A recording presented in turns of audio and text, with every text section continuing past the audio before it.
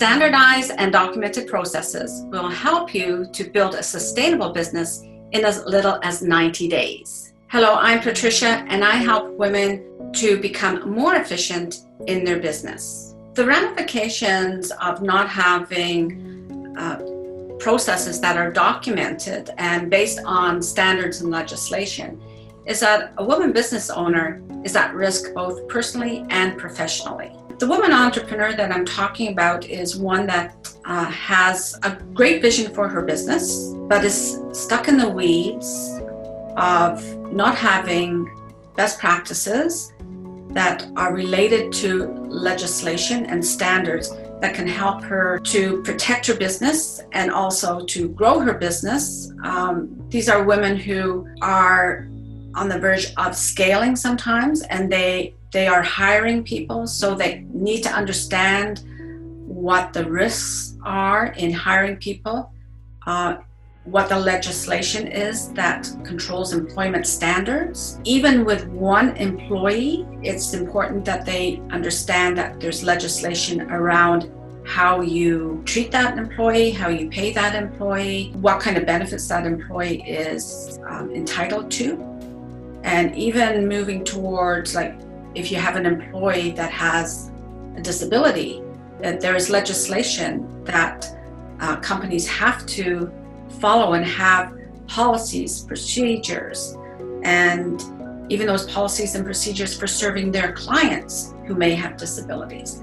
So we have all this risk that is because women entrepreneurs are not understanding what the legislation means to their business. One of the policies that I help my clients with, and it's the interpretation of legislation around workplace violence and harassment. Many employers do not understand what is involved in putting together a program to protect their employees and anyone who's associated with their business from workplace violence and harassment. I help them to interpret that standard so that we can develop a policy that's best for them, something that they can actually implement. Because there's no point having a policy that sits on the shelf and no one complies with that policy. That is almost worse than not having a policy at all. Fortunately, we've moved away from paper and in businesses, and we have the option now to put our policies online. We also have the option to have it digital so that it can be distributed online, and also for people to have access even on their mobile phone. They can access a policy so that they can read it and understand it. The important thing is the training that goes along with that, or the orientation around the policy, so that employees and even the owners understand what that actually means. And so I work with my clients so that they understand what their obligations are as far as them understanding their policy and how they implement it.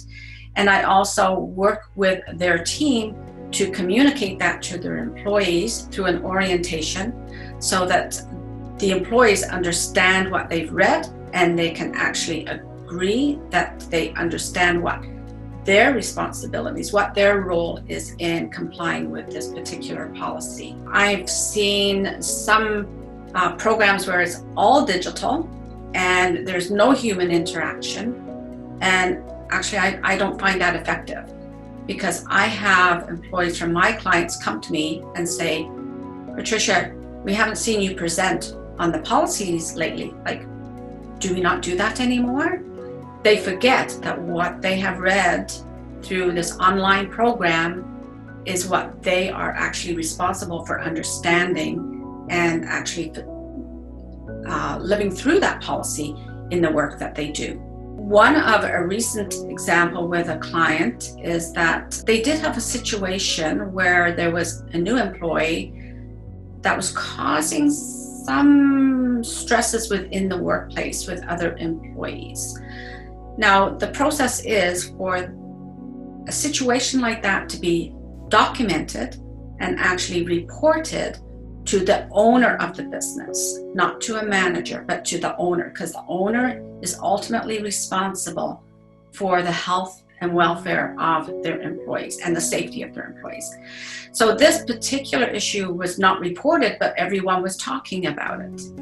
And months went by before someone finally, an employee, finally said in the heat of a moment that this particular person needed to go.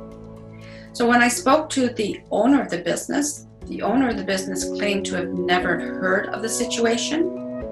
So in that case, they were more or less resolving themselves of responsibility.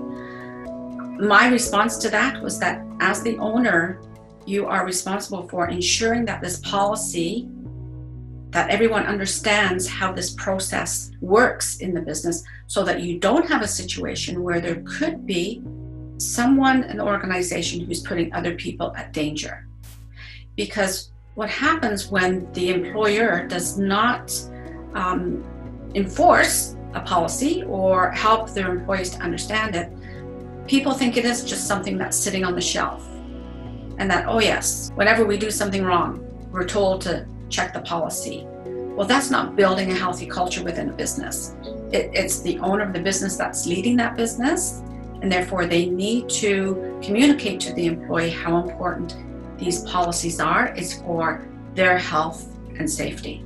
The work that I do with entrepreneurs helps them to paint a picture of what a healthy, efficient workplace culture looks like. And we can move from there to developing the policies and procedures and document them so that it supports that picture of what their culture is. If you'd like more information on how we can work together to develop a healthy workplace culture, please check out the information on the following page, and I'll be happy to provide a consultation.